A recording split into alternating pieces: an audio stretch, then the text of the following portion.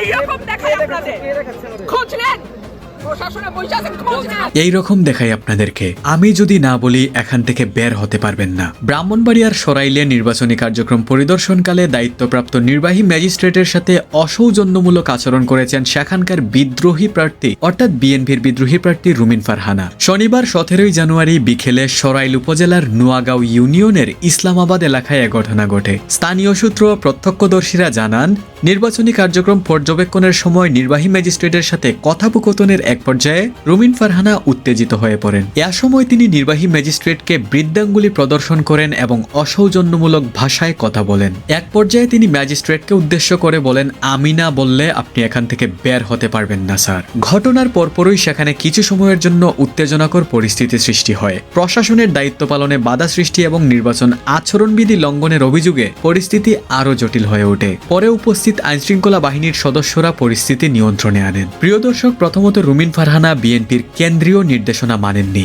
তিনি বিদ্রোহী প্রার্থী হিসাবে নির্বাচনে লড়াই করার অঙ্গীকারবদ্ধ হয়েছেন। আর এইবার নির্বাহী ম্যাজিস্ট্রেট অর্থাৎ প্রশাসনের লোকের সাথে উনার এই বাকবিতণ্ডা। সব মিলিয়ে রুমিন ফারহানা সম্পর্কে আপনার কিছু বলার থাকলে অবশ্যই কমেন্টে জানাবেন।